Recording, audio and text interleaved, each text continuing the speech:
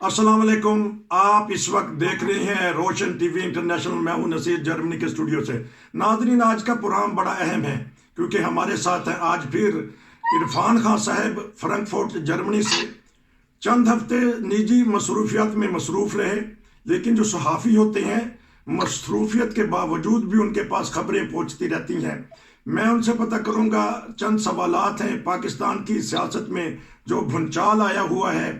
चारों सूबों में अजीब व गरीब सी कफियत तारी है, और आर्मी और इधर से दहशतगर्द और इधर से हमारे सियासतदान।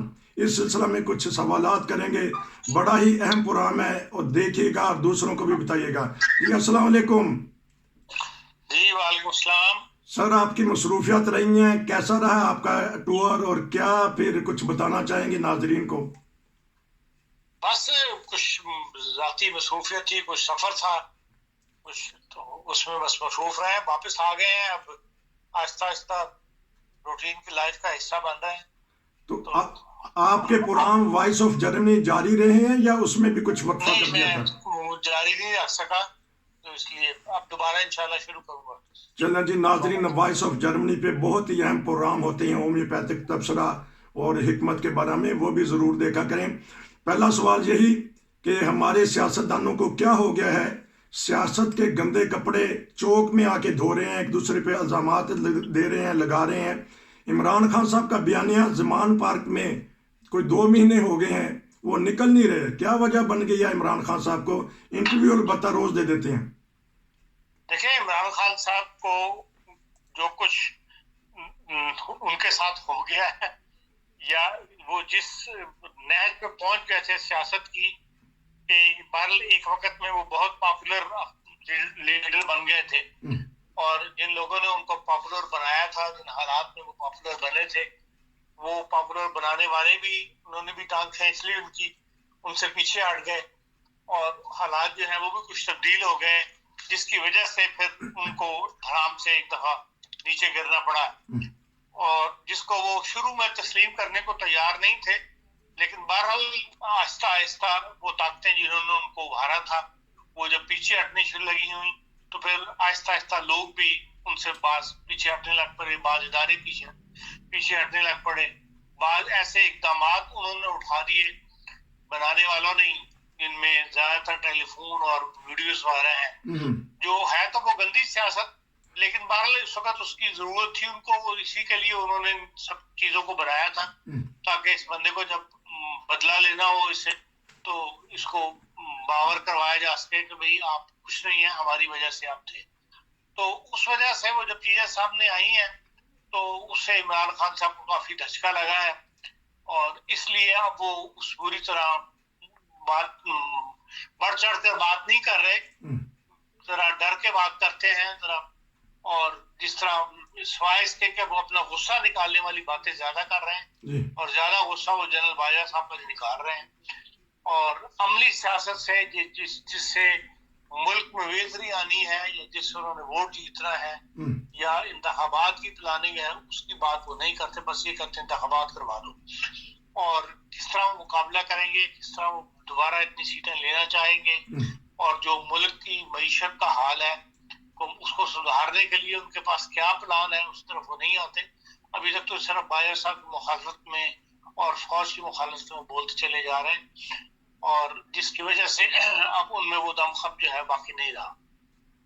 जी, वो तो अपने आप ही अपने खिलाफ बयान दे रहे हैं और ऐसी ऐसी बातें कह जाते हैं, क्योंकि उन्होंने तहरीक पैदा की थी कि बुराई को मिटाओ, अच्छाई को लेके आओ, अमर बिल मारूफ नाही अनिल मुनकर।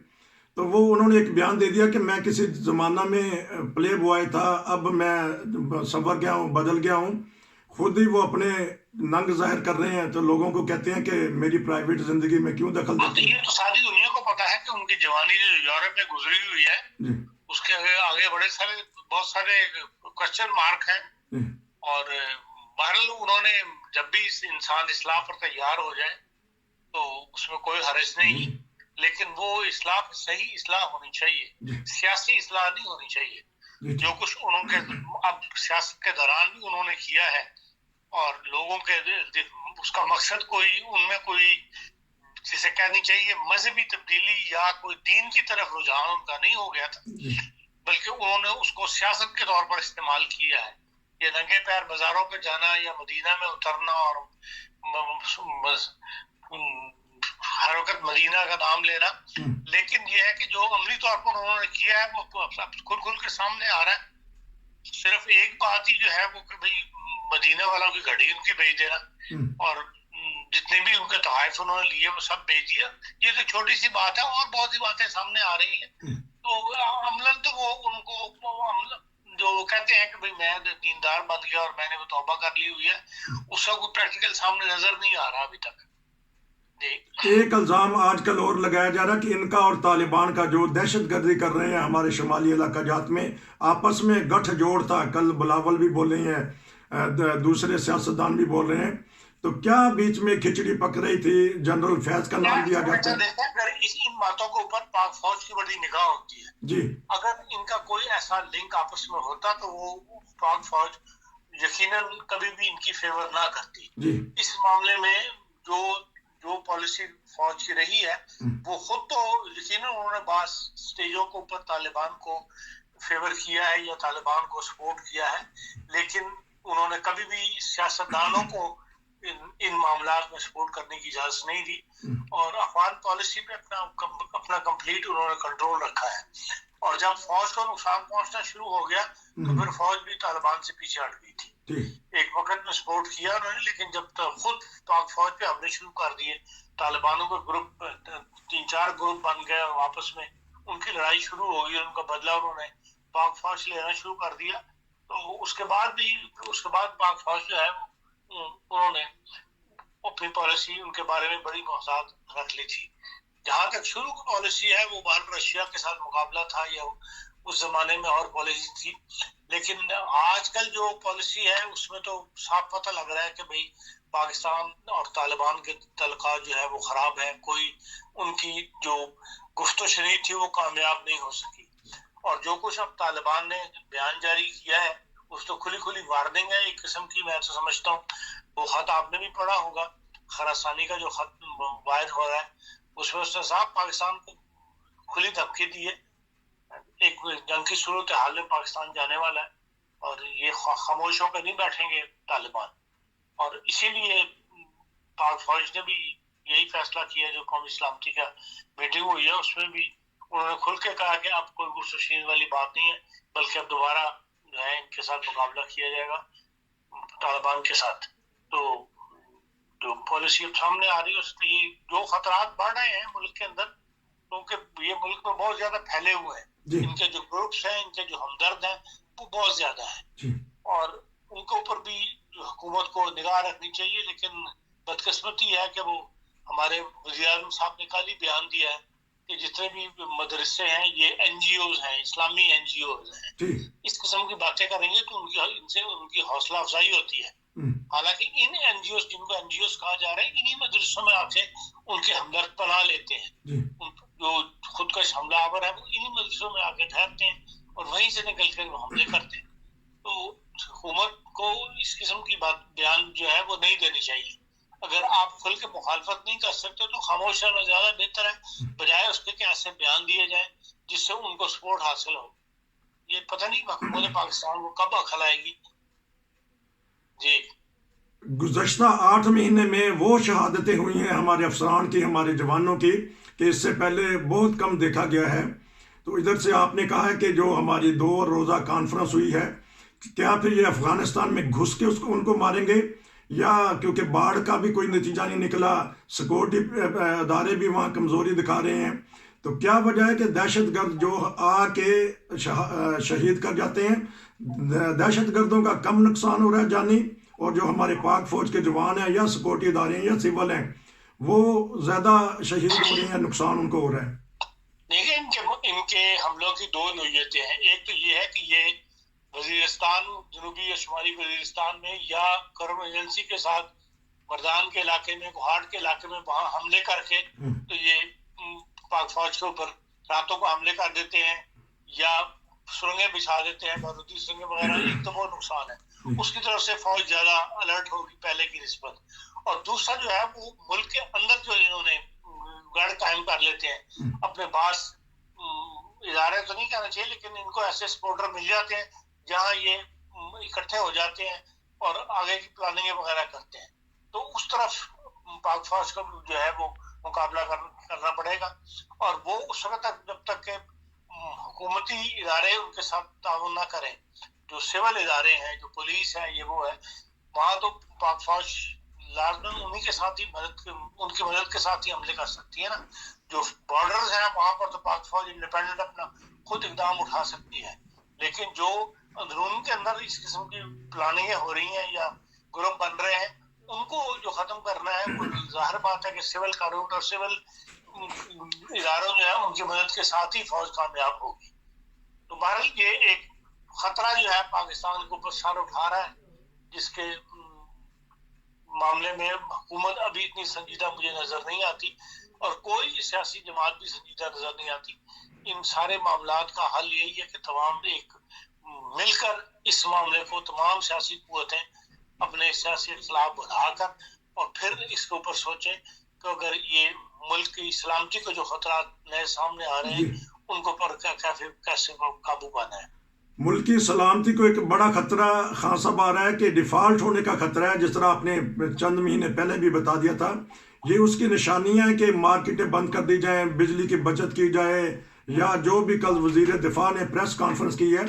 تو کیا محسوس کر رہے ہیں کہ آیا ان کا IMF کے ساتھ معاہدہ ہو جائے گا اور معاہدے کے بعد بھی یہ خطرات سلامتی کے منڈلاتے رہیں گے؟ کیونکہ قومی سلامتی کمیٹی کا جو اجلاس ہوا ہے اس میں دو ہی چیزیں رکھی گئی ہیں, دہشت گردی اور مالی معاملات. کیا دیکھ رہے ہیں آنے والے دنوں میں پاکستان کے حالات؟ اور پیسہ تو ہے نہیں ان کے پاس. دیکھیں ابھی ڈیلی آبزرور جو ہے کراچی میں, بزنس آبزرور, اس میں مضمون شائع ہوا ہے جس میں انہوں نے پاکستان کی 20 بڑی کمپنیوں کے نام لکھے ہیں. ان کے جو لیٹر ہیں اس کو اسٹاک ایکسچینج کراچی کے نام, وہ خط تک شائع ہو گئے ہیں. اور جس میں انہوں نے صاف بتا دیا کہ ہم اپنی پروڈکشن بند کر رہے ہیں. کوئی کم کر رہا ہے, کوئی پروڈکشن بند کر رہا ہے. ٹویوٹا ہے, سزوکی ہے, یہ بڑی بڑی کمپنیاں, کیمیکل کمپنیاں ہیں. یہ جو عام ٹیکسٹائل کمپنیاں ان سے یہ بہت بڑی بڑی کمپنیاں, ان کا ہزاروں لوگ ان میں کام کرتے ہیں. اور یہ اپنی پروڈکشن جو ہے پاکستان میں سمیٹ رہی ہیں. اس کی وجہ یہی ہے کہ ان کے پاکستان کی حکومت کے پاس حالات اتنے خراب ہیں کہ ان کو جو چیزیں امپورٹ کرنے کے لیے, جو را مٹیریل امپورٹ کرنے کے لیے LCs کھولنی ہوتی وہ کھولنے کی اجازت نہیں دی جا رہی. کل کے اخبار میں اشتہار تھا ہاف صفحے کا مرغی کھانے والے کو کہ ان کی غذا جو انہوں نے امپورٹ کی ہوئی ہے پچھلے کچھ عرصے سے وہ ڈیمیج پڑ رہا ہے ان کو کراچی کے اندر, کہ وہ LC جو ہے وہ اس کو بحال نہیں کر رہے. ان کی LC جو کھلی تھی اس کو پیمنٹ نہیں جا رہی ان کی, اس لیے کہ فارن ایکسچینج نہیں ہے پاکستان کے پاس. تو معاشی طور پر تو بہت برے حالات ہیں اور یہ حالات مزید خراب ہوں گے اگر بڑی بڑی کمپنیوں نے اس طرح بندے نکالنے شروع کر دیے تو مزید بے روزگاری بڑھے گی اور ملک کے حالات مزید خراب ہوں گے. لیکن اس طرف ابھی تک کوئی سیاسی جماعت یا سیاسی لیڈرشپ سوچنے کی طرف نہیں آئی. خالی حکومت اس کے اوپر قابو نہیں پا سکتی. اس کے لیے لازمی ہے کہ تمام ادارے جو ہیں, چاہے وہ انڈسٹریل ادارے ہوں, چاہے وہ صنعتی ادارے ہوں, چاہے وہ معاشی ادارے ہوں, اور چاہے وہ یہ آپ کے اکنامکس کے ادارے ہوں, بینکنگ ہے, پھر سیاستدان ہے, یہ سارے ساتھ جوڑ کر مل بیٹھیں اور ملک کی سلامتی کے لیے ایک ایسا فیصلہ کریں جس سے ملک آگے کی طرف چلا جائے. IMF جو کچھ دیتا ہے وہ چند مہینے کے لیے دیتا ہے. IMF ایک دم آپ کو پیسہ نہیں دیتا, ایک تو ہر 3 مہینے کے بعد وہ قسط دیتا ہے اور 3 مہینے کے بعد وہ پھر نئی شرائط سامنے رکھ دیتا ہے. اور وہ سارا IMF کا پورا 1 سال کا پلان جو ہوتا ہے وہ صرف اسی سال تک کے لیے ہوتا ہے. ملک کو ضرورت ہے اس وقت ایسا نظام لانے کی یا ایسے اقدامات اٹھانے کی جس سے ملک آگے کی طرف جائے. سال گزارنے والی بات نہ ہو IMF سے پیسے لے کے یہ سال گزار لیا اگلے سال سے کیا کرنا ہے. اب ایک نیا مسئلہ جو سامنے کھڑا ہو رہا ہے وہ یہ ہے کہ بھئی ہم ایک سعودی عرب سے پیسے لے لیتے تھے, اچھی خاصی رقم ہمیں مل جاتی تھی بوقت ضرورت کے وقت, ایک امداد ہمیں مل جاتی. اب اس میں بھی شرائط جو ہے وہ دن بدن بڑھتی چلی جا رہی ہیں. اب جو ہمارے CNC صاحب کا متقرر ہوا ہے اس کے اوپر ہی ایک بڑی بحث چل پڑی ہے کہ بھئی وہ آیا شیعہ ہے یا آیا سنی ہے, اور جو کچھ بتایا گیا سعودی بادشاہوں کو، وہ یہی بتایا گیا کہ وہ شیعہ ہیں، جس پر وہ ناراض ہوئے، اور وہ پوری کہانی جو ہے روز بروز ڈیٹیل کے ساتھ اخباروں میں آ رہی ہے. اس کا مطلب ہے کہ پہلے ہم انگریز کے ماتحت تھے، انگریز سے آزادی لی، پھر ہندو سے آزادی لی، اب یہ ہے کہ ہم سعودی بادشاہوں کے محکوم بن گئے کہ ہم اپنے مرضی سے فیصلہ بھی نہیں کر سکتے کہ آیا ہم شیعہ سی این سی رکھیں یا ہم سنی سی این سی رکھیں یا ہم وہابی سی این سی رکھیں. اب مطلب ہم پابند ہیں کہ ہمارا سی این سی وہی ہوگا جس کو وہ سعودی حکومت جو ہے وہ تسلیم کرے گی یا اس کو ریکمینڈ کرے گی. تو یہ اس قسم کی مطلب میں محکوم، ہم کبھی کسی کے محکوم کبھی کسی کا محکوم ہے، اس لیے کہ ہمارے پاس اپنے پاس کھانے کے لیے پیسے نہیں ہیں، اپنا ملک چلانے کے لیے پیسے نہیں ہیں. اس طرف کسی سیاستدان نے نہیں سوچا. 70 سال کے بعد یہ حال ہے کہ بھئی ہمیں دوسروں کی بات مان کے تو پھر اپنا ملک جو ہے وہ چلانا پڑتا ہے. تو یہ تمام خطرات ہیں ملک کی سلامتی کے لیے جن سے آزادی ملنی چاہیے، اور وہ سیاستدانوں نے دینی ہے. اور جب تک ان کو عقل نہیں آئے گی تو یہ حالات اس طرح چلتے رہیں گے. کیونکہ ناظرین آج کا جو تبصرہ چل رہا ہے وہ پاکستان کی سلامتی کے اوپر ہم نے تبصرہ لے رہے ہیں. چند منٹ باقی رہ گئے ہیں. یہ ناظرین کو بتا دیں کیونکہ ہو سکتا ہے آواز آپ کی کم آئی ہو کہ جو ہمارے سپہ سالار ہیں چیف آف آرمی سٹاف، ان کے اوپر الزام لگا دیا گیا تھا جب ان کا تقرر ہونے لگا تھا، چند دن رہ گئے تھے، کہ وہ شیعہ فرقہ سے تعلق رکھتے ہیں، اور سعودی عرب نے اس کے اوپر احتجاج کیا تھا. اور کہنے والے رپورٹ دیتے ہیں کہ سعودی سفیر کو رات کے وقت اٹھا کے پھر ان کی ذرا بتایا گیا کہ یہ کس خاندان سے ہیں، کس فرقہ سے ہیں. خان صاحب کا یہ مطلب کہنے کا ہے کہ اب پاکستان میں یہ بات آ گئی ہے کہ کون سے فرقے سے ہمارا سپہ سالار بنے گا اور کون سے نہیں، ورنہ نہیں تو ہمارے جو اسلامی ممالک ہیں وہ ناراض ہو جائیں گے. یہ ایک خبر آج کل چل رہی ہے. لیکن اب جنرل فیض اور جنرل باجوہ کے متعلق بڑی باتیں آ رہی ہیں کہ وہ دونوں طرف کھیل رہے تھے وکٹ کے. تو اس بارے میں بتائیے گا. دیکھیں وہ اب دونوں ریٹائر ہو چکے ہیں، جو کچھ بھی ہوا اس زمانے میں اس کا ادارہ ذمہ دار ہے. اچھا، پاک فوج کا پورا ادارہ جو ہے وہ ذمہ دار ہے. اب دونوں ریٹائرمنٹ کے 2 سال تک تو کوئی بات کر نہیں سکتے، بول نہیں سکتے. اب آپ جو مرضی الزام لگا لیں، جس بات کو جس طرح مرضی پھیلا لیں، جس طرح مرضی بیان کر لیں، ان کی طرف سے جواب 2 سال سے پہلے آئے گا نہیں. اس لیے ان باتوں کی طرف دھیان نہیں دینا چاہیے. اصل چیز یہ ہے کہ جو کچھ ہو گیا اس کے بعد جو سامنے ہے، جو اب سپہ سالار ہے یا اب جو کچھ پالیسی بنائی جا رہی ہیں، جس طرح انہوں نے کہا ہے کہ ہمارا سیاست سے کوئی تعلق نہیں ہوگا، اس میں حالات کو بہتر کرنے کی پالیسی جو ہے وہ اپنائی جائے، وہ راہ اپنائی جائے جس سے ملک آگے جائے. اب یہ کوریدنا کہ انہوں نے یہ کیا اور فیض صاحب نے یہ کیا اور بایر صاحب نے یہ کیا، اس سے پہلے جو کرتے رہے ہیں، اسلم بیگ نے بہت کچھ کیا، وحید کاکڑ نے بہت کچھ کیا، کیا رزلٹ نکلا ان باتوں کا؟ ان کو کریز کے سوائے وقت ضائع کیا آپ لوگوں نے.